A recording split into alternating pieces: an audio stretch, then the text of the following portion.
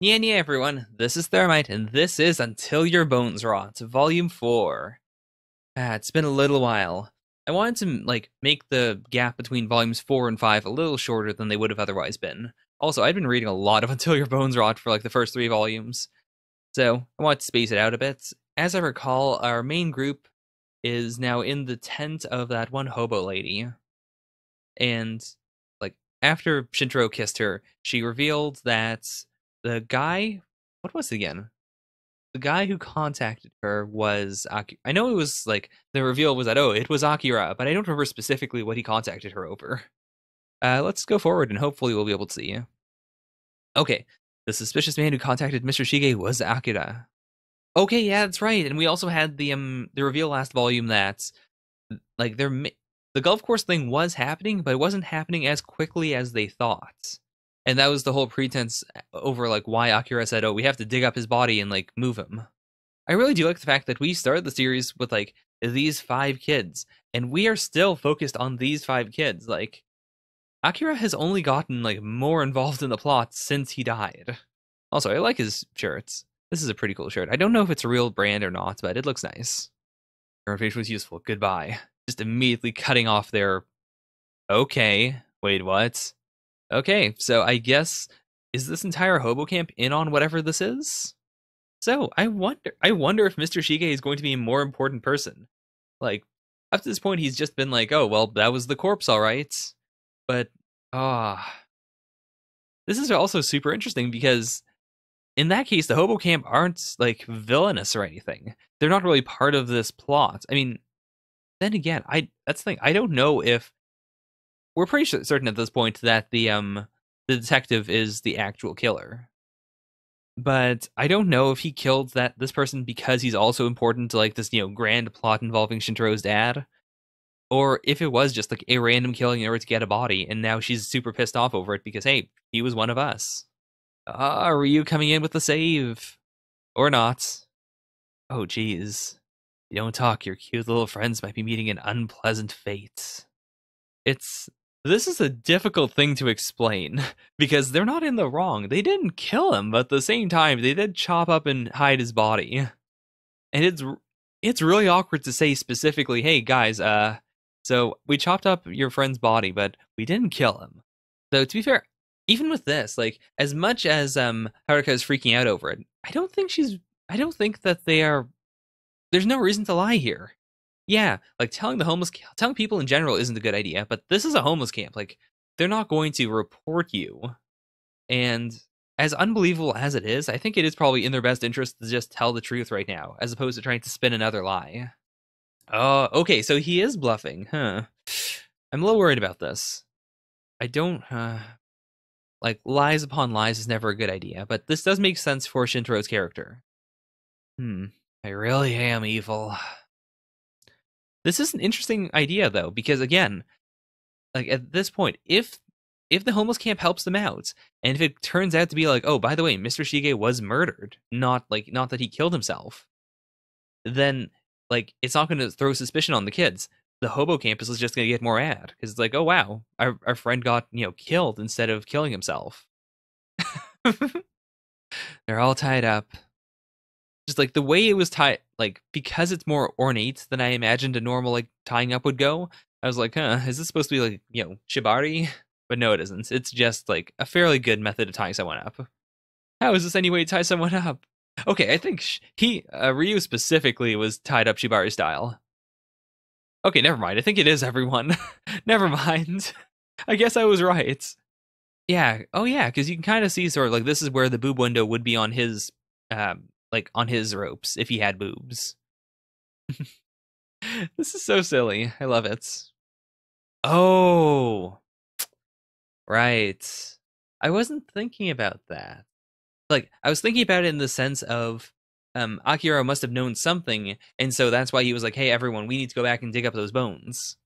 But I was thinking it from the perspective of Akira was trying to, circumvent a problem that he just realized was going to happen. He didn't want to, reveal that he knew it was going to happen. But that is true in the other way around. They wouldn't have found the phone for a full year if Akira hadn't brought them over. You could also see it that way. Akira just happened to misunderstand. The telephone guy just happened to know our secret. He just happened to have killed someone, which is why he had to dismember him. Yeah, there's no way. They were connected somehow. Right. Again, this is something that was easy to intuit, but I like that the characters are like very cleanly going through it. They're never jumping a step or assuming that you've already caught on to it, which is important for, especially for a mystery series like this. Like, it's so very clean in a way I love. It's very easy to follow. What the fuck? Wait, what? What? Okay, so they're not even connected to the hobo camp. It's just these guys saw it happening and they were like, all right, let's rape him, I guess. It's just time for rape now. Oh god, what the fuck? I'll take pleasure in beating him up instead. Oh. Right, and even though I assume the hobo camp didn't want this to happen, the fact that Akira is also like the one suspended is so much worse because now he can't use any of his strength, whereas Shintaro is not a very strong boy anyways. God damn, that's so fucked up. I don't want to read this. Oh no. Oh. These guys are absolute scum. And like the fact that the girls are having like the fact that they have these very subdued replies is it makes it so much worse. Like I don't read a lot of rape hentai. But in those like the over the top exaggerated like, screen like the over the top refusals are in a way to make it feel less realistic and therefore to make it feel like more okay to fap to. I remember reading a Dojin author's like comments to that effect. And I agree with that in a sense. Like the fact that they are so subdued, like that they clearly do not want to do this, but they're numbing their emotions and just saying what the guys want to hear is it makes it feel so skeezy and just wrong. Just so upset. God. The hobos have to get in here, right? They have to. There's no way this is going to happen. There's no way. Okay, thank God. Okay, this is happening.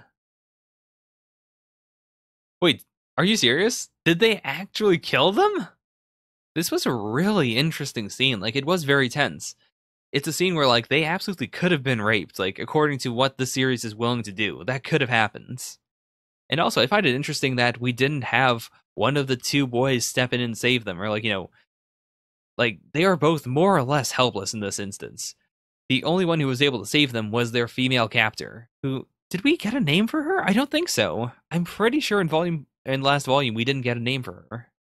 All right, they're trapped in another web of blackmail.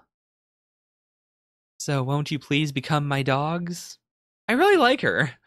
Like as coercive and as scummy as she is, and even though she's like threatened multiple people with death, and she may or may not have had those two guys killed, I don't dislike her in any way.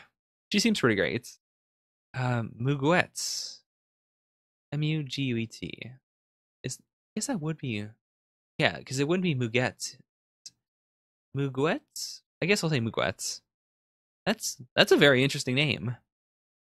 Because it doesn't sound Japanese. It sounds... not French, per se. I don't know. It sounds kind of like a romantic language. So, like, Spanish, perhaps? I'll write it down. I'll look it up a bit later. Muguet. Damn it, my beautiful face. From now on, anytime I grab your boobs, you're not allowed to complain, got it? That was a risky move. Like, it makes sense that he'd know exactly how far to push because they are all friends. But, like, if this happened, I don't know. Like, even with my best friends in the whole world, I don't know when I would be okay with, like, telling a rape joke. Or, like, a sexual harassment joke. Not a rape joke. But, like, after a situation where they were about to be raped, that's, like, I don't want to get too personal, but one of my friends, like, spent a long time trying to, like, figure out when is the right time to tell a sexual assault joke to me after something happens. And it's a tricky situation. Yeah, this is also really interesting. Because as far as we know, his mom is innocent, but, like, very righteously angry at them. or like they're not even completely righteously, but at the same time, it's understandable as to like why she's acting the way she is with like the grief she's going through, and that also seals off his like everything relating to his like personal area. Oh my gosh. Okay, so how can they? I'm thinking maybe school records, perhaps. Yeah, that's a little too much. Considering like not only was that very personal, even though like she was being forced into it, but also what just happened. Like, come on, Shintaro, calm the fuck down. I don't know if I said this last volume, but as of now, of our main 5 characters, Ryu is definitely my favorite. And it's not even like I guess it was also that like Omaki thing at the very end where like, he was acting out for a while, then he finally cleaned up his act. But just everything about Ryu is so good. It makes me very scared for him. Like if anyone's going to die next, it's gonna be Ryu, in my eyes. Because neither of the girls have done anything that like they're not good enough to warrant death, weirdly enough. And also I feel like because of the way the series is set up, even though it's not like it's not a harem series, I feel like I don't feel like the girls are going to die, basically. Until like the end of the series, perhaps. But I feel like if we're going to go down to 3 people, it's going to have to be Shintaro because he's our main, and then Haruka on one end, Tsubaki on the other. Which means like naturally Ryu would have to go. But also the fact that Ryu is like the linchpin of them right now would mean that it'd be devastating if he were to disappear. Although, I guess the most interesting death would actually be Shintaro. Because again, neither of the girls dying would be that like heartbreaking. But everyone does rely on Shintaro. Like he is the I recently read a bit of Kuroko's Basketball, like the first volume of it. And Shintaro, in hindsight, feels a lot like the Kuroko of their team, of their group. Like everyone else is a superstar in their chosen field. And then Shintaro's just like this guy that they also hang out with. But they were willing to do so much for him. Like just anyways. Yeah, too many things happened today. That's enough. If I died, would you have cried like that? Nah, no way. There's no way his shit dad would have done that. I think that's also a really cool thing to do. To reflect back on her when she was not only just grieving horribly, but also just genuinely mad at them. The idea that Shintaro could look at, could imagine that face that was so angry at him specifically, and just empathize with it and say, like, yeah, she was really hurting. Would my dad have hurt the way that she did if I died? I did feel like they kind of moved on from Akira a bit too quickly, like which made sense at the time. It was like, well, you kind of have to. They don't have a choice, but I like that they are still grieving over him in their own ways. Or not just grieving them, like, but also just like trying to comprehend what in the world he did. Akira was weak. He had his weaknesses, and those weaknesses made him do what he did to Tsubaki. Akira was jealous of you. Yeah, absolutely. Like, Shintaro, despite being like very like unnoticeable, was still the head of their group. Everyone looked up to him. Everyone empathized with him. Everyone thought he was awesome. Whereas like Akira, of the 4, like of these 4 people who are all like superstars in their own ways, Akira was number 1. And yet he still couldn't measure up to Shintaro in their own like circle of friends. Oh god. Okay. Like it wasn't them, but yeah. All right. Especially since Ryu was completely useless there, and he saw like the 3 people he cares about most in the world all being like beaten and sexually assaulted. Of course, that would really get to him.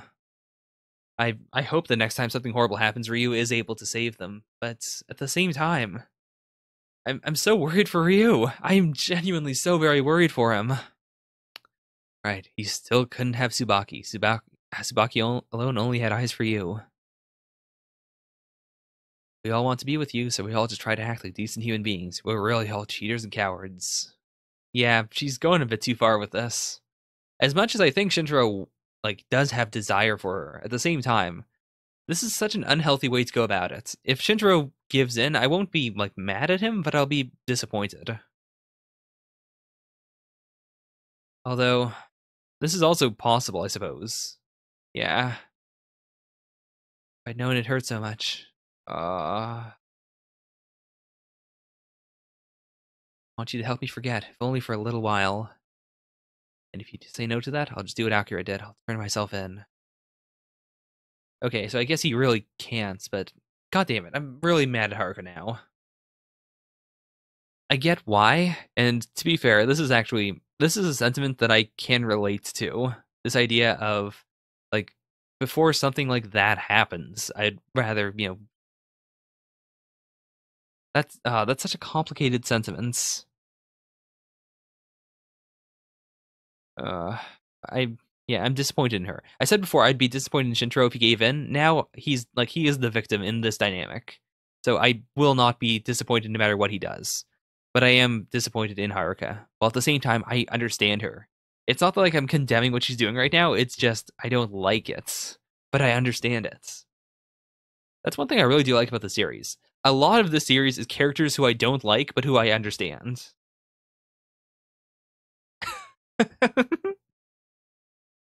Also, we're getting a lot of Ryu without his glasses.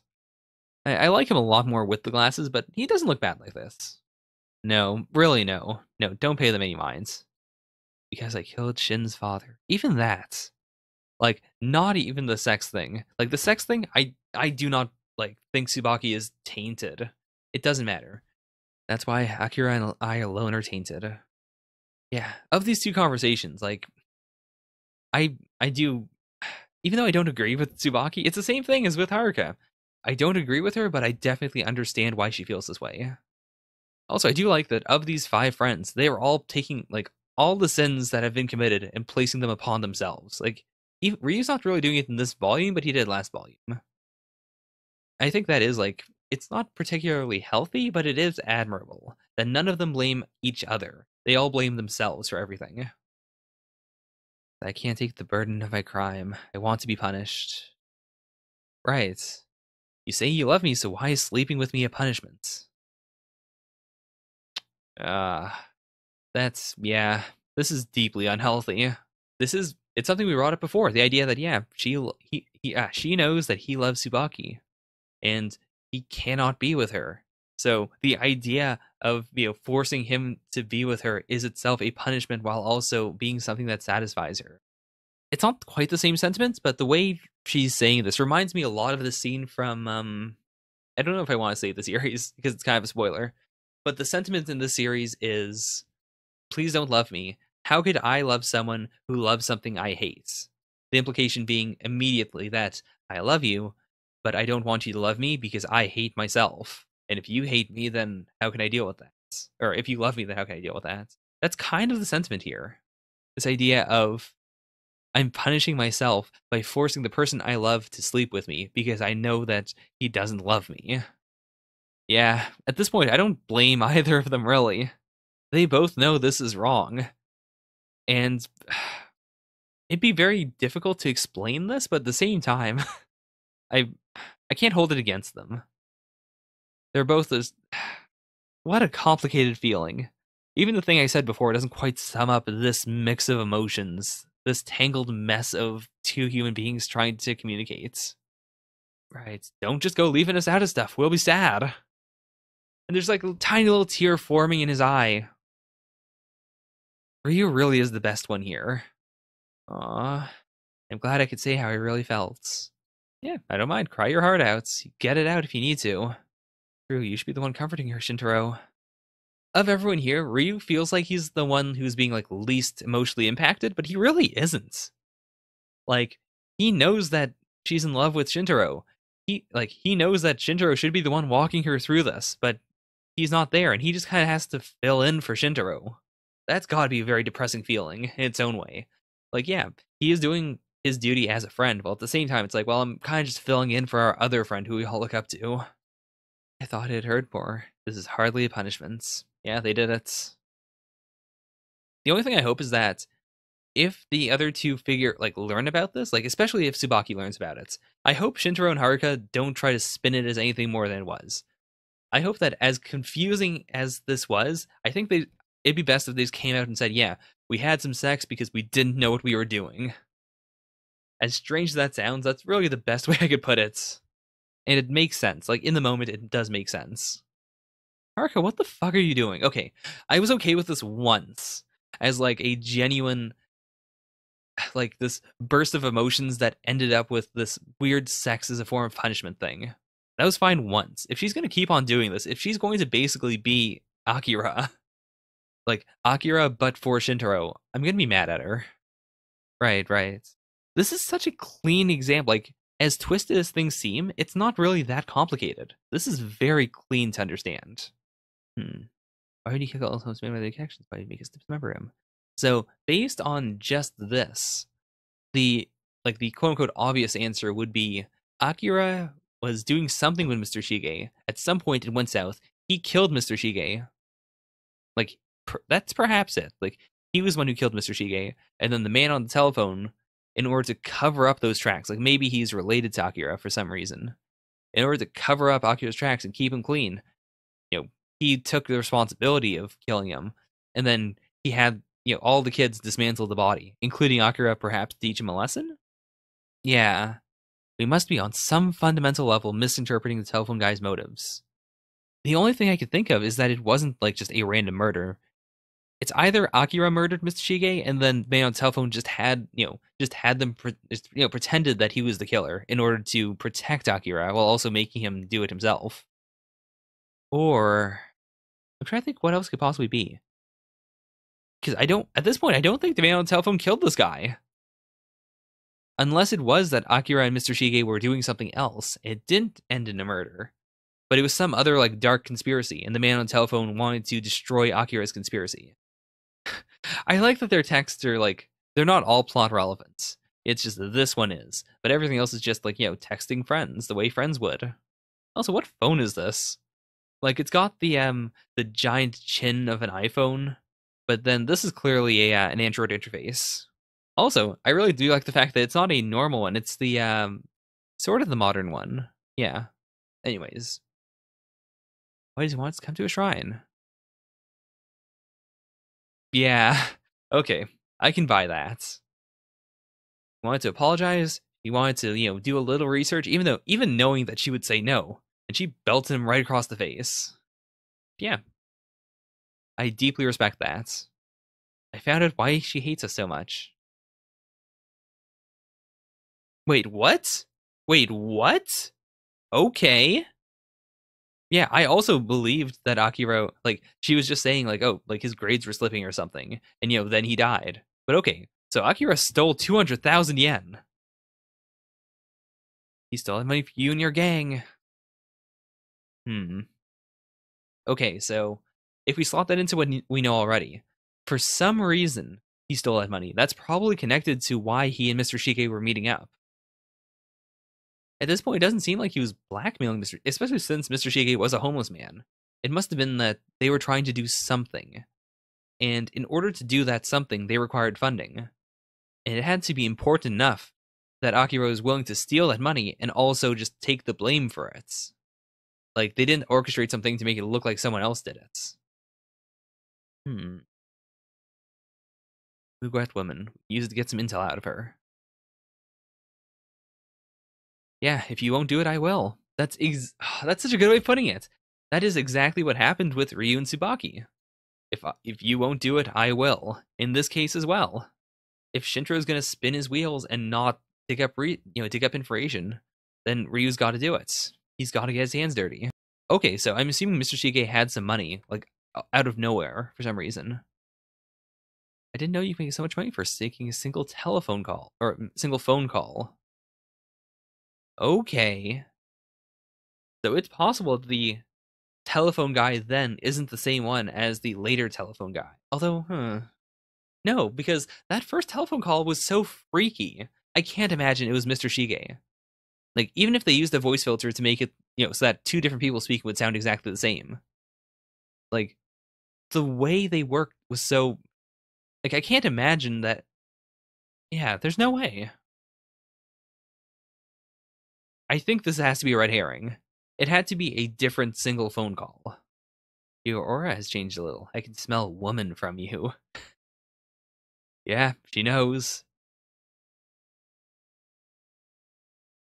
I need myself some cute dogs yet. Yeah, even if you bring it in early, she's still gonna, she's not gonna, like, postpone it to 4 weeks or anything. This is the obvious conclusion, though, so I guess we're gonna follow this, but my personal theory is that it wasn't him in the cave. I think it had to have been some other phone call. Especially because the guy in the cave, I'm gonna have to reread that, I'm gonna have to reread Volume 1, but, Like, especially the part where he broke down near the end, he started screaming at the kids. That was very much like the, like the killer we all know and love. It's possible Mr. Shiga was just acting, but that feels so bizarre. Also, yeah, I doubt it was like $2,000 payments. So Akira probably did something else with that money, but like he did give Mr. Shige a big sum of money. Right. That's the thing. The day after he got that first call. So that makes a very short time frame. Oh, I didn't even think about that. His corpse wasn't fresh. Right. Yeah. Okay, so all right, my theory's back on track. I forgot about that. But yeah, also I was gonna say that would just be a very short time frame. Like, if it was a different killer, then they would have had to immediately kill Mr. Shige. And from what we've learned, yeah, that lines up really well because they saw like the homeless camp saw him with the money for a bit, and then it wasn't immediately afterwards that he died. Whereas if he was one who made the phone call, it would have had to been like literally that day. Like that day he got $2,000, then he died. Hmm. There'll still be some missing piece to complete the puzzle. What else is there though? Wait, what? Someone hijacked my account yesterday. Hijacked the accounts. How would that tie into it then? Hmm. I mean, I do imagine that it has to be like this is what made him realize that. But it's not like there was a very specific phone or like a traceable cell phone number, so it can't be that. Even more cute underwear for you. God damn it, Haruka, get your shit together. Tomorrow, wear even cuter underwear. Okay. Alright, Shin's serious. Look on your face, you figured something out. God damn it. Okay. So like whether or not this is an imagination thing or not, this cannot be good for Shintaro's like psyche. Yeah, he's definitely visualizing his dad talking to him here. It was hijacked. Okay. Oh, that would make sense. So Akira already had a plan. And like from what we've seen before, I don't think at the start of this volume I thought that maybe Akira was, he said let's move the body as a, as a pretense so that they would find the phone. But I don't think that's it. I think Akira genuinely did want to move the body for whatever reason, but the guy on the phone had an ulterior motive. He knew that Akira was going to come, and that's why he moved the body and planted the phone there. I plan to get us all to turn ourselves in. I won't turn myself in if you date me in exchange. He threatened her with those words. Right. Okay, that's good. We do have like a consistent motive for him now. Had the bones paid off Mr. Shige to cause so we'd be forced to turn ourselves in. Or that could happen, the telephone guy hijacked the plan. Okay.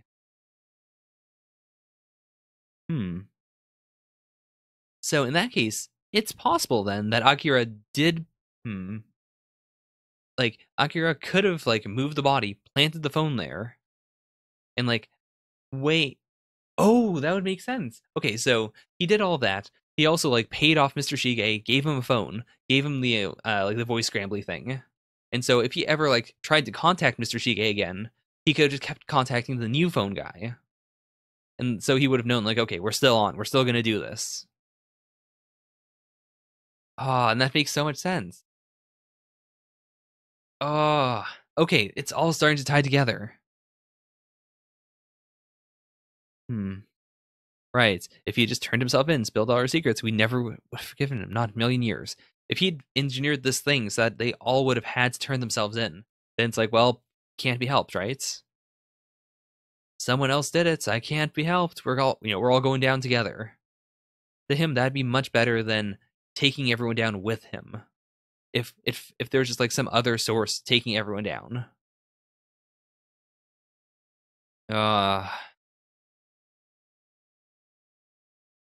Yeah. Wait, what? Whoa. What a piece of shit that Akira, betraying his friends for his own selfish reasons, just like you. Am I wrong? Remember last night? Oh, everyone or just you? And again, because this isn't literally his dad, because it is Shintaro, we're getting this really great dive into Shintaro's psyche. The fact that he is beating himself up over this. Your buddies have already fallen apart, but you keep holding on to them with the curse of belief. Oh. Oh man. All right. So now the like the concept of Shintaro's dad is now a character. Or like Shintaro's imagined dad. Oh my god, that is so cool. Like this was quite the intense chapter. Hey, say something, you shitty dad. Okay. Yeah, that's not a good thing to walk into. Though maybe now that Haruka has seen this, she's going to get the hint like, hey, maybe I shouldn't be like taking advantage of Shintaro. Like he's already halfway to Mind Breaksville. Yeah, and now you can see, like, she was being very cheeky with the whole, punish me thing. But now this is, like, she's not happy with this. I don't think it's, like, I don't think it's good that he's, doing something she doesn't want. But at the same time, I do think she's starting to realize now, like, okay, I think we're going too far with this. Like, this is genuinely not something I want. I'm no longer in control. Or not. Okay. I think she's into it. She's getting into it. One thing connecting us to the telephone guy, and that key is Haruka's scar. Right. Oh, I didn't think about that. Like when I listened to this or when I saw this, the idea I always got was okay. So he went out of his way to show that he knows a lot about everyone, but the scar in particular is something he couldn't have found out from anyone else. Yeah, Haruka's here too. Are they gonna walk in on her naked? Let's go. Okay, so yeah, Shin straight up left. So they're gonna see that she's naked. I don't think it's gonna happen, but I hope that Haruka explains herself in a way that isn't fucking retarded. But I know she won't. Because like her mental state is not great right now. But I hope this doesn't split them up even further. This is what a way to end this volume. Also, to be continued in volume 5, okay. I'm gonna have to see where this ends, because if it's only a few volumes, then yeah, I will buy them monthly and talk about them. Okay, wow. I just read the entire timeline. This is a fantastic timeline. Again, like I love how clean and how like straightforward the plot is. So that was Until Your Bones Rot, Volume 4. God, what a volume. I'm gonna have to cut it off right here without really talking about it, but my gosh. Yeah. I'm gonna have to leave in like a few minutes. I'll try to record like in a follow-up, but if I don't, then bye for now. Yeah. Alright, so overall, I finally have time to like properly record an ending to this reaction. I thought this was a really good volume. I liked the stuff with the homeless camp and with Miss Mugwetz. In general, I do not have a good reaction to sexual violence in fiction and in nonfiction, so any like weirdness I had with that was like it was very personal. I do not like what Haruka is doing here. Like I understand why she's doing this to Shintaro in a way, and I fault her for it, but at the same time I understand it, but at the same time I can't like give her a pass for it. She is sexually abusing him. She really is. She's using this entire situation as a weapon to take advantage of him, and I don't like that. It makes me respect her less. All the stuff with Ryu and Tsubaki, though, I really like it. Which again, like those are two very flawed characters. Shintaro, also very flawed character. It's not that they're flawed characters and I don't like them. I like all of them. It's just I specifically don't like what Haruka is doing. It makes me like her less as a person. Also, I really enjoyed this entire segment with Shintaro like breaking down more and more and just talking to his dead dad. Like everyone's grasps on like just their own sanity. It's getting thinner and thinner. It's getting shakier and shakier, and it's very worrisome. But at the same time, all I can do is hope that these kids make it out of this kind of okay. Though I don't know how realistic that is. I mean, they're almost certainly going to be traumatized by this forever. That's really all I can say. So I'm not sure if this was a good ending compared to what I did before, because I'm recording this way after I recorded that. But nevertheless, I really liked this volume. That's really all I can say. Is just I like the volume, and also in hindsight, this is a disturbing cover. Like the other covers have been very like, let me go to the front here. Like this was just kind of like a cheesecakey cover, sort of. Like it was a good first cover for the series. This was also pretty decent with Haruka. I thought this was also good for like showing off Shintaro and Tsubaki, while also just not being too intimate. Like it still gets the whole naked thing across, but it's like it's more emotional than like cheesecakey, I suppose. And then Volume 4, very emotional, but now it's more abusive. Like in hindsight, like Shintaro Tsubaki is maybe not 100% like healthy, but it is fairly healthy. It honestly is. There's no real problem with it. Whereas Shintaro Haruka, very unhealthy. Do not want. Not for either of them. It's not good. All right, so until the next volume, bye for now. Nya nya.